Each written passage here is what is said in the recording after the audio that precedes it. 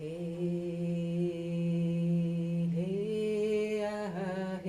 was 15 years old when I moved to the Grandview area, and I jumped on my bicycle and I rode all the way from Revelstoke to Vancouver.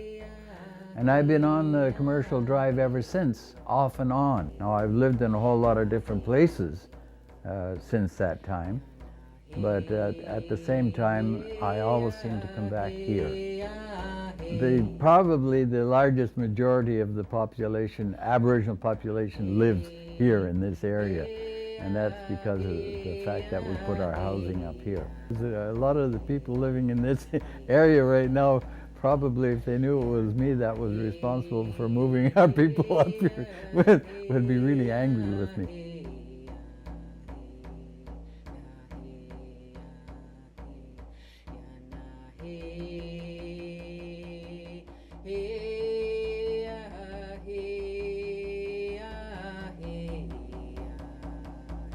The experiences and history and knowledge of what happened to our people over the years, and I'm talking about 200 or 300 years here in this case, there is no way of passing that on in a real meaningful way to the younger generation. And I'm hoping that the younger generation can begin to take on the responsibility so that us old guys can get the hell out. I met Bill when I first started working with Alive. He's had so many years of experience as a leader in the Aboriginal community, and he's just really knowledgeable, especially about like legal issues and the history.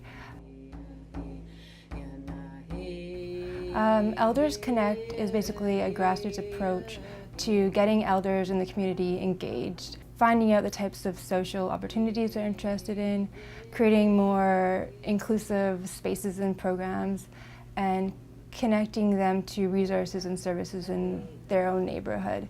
I think just hearing the stories of elders and learning about history and community in that way, you get a lot more out of it than you would, say, reading a textbook or looking for answers on the internet instead of those real life relationships.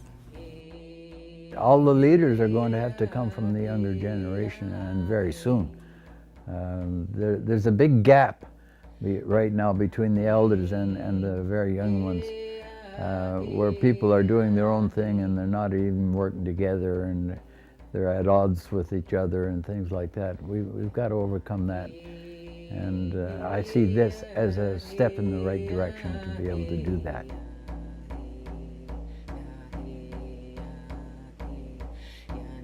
Hey.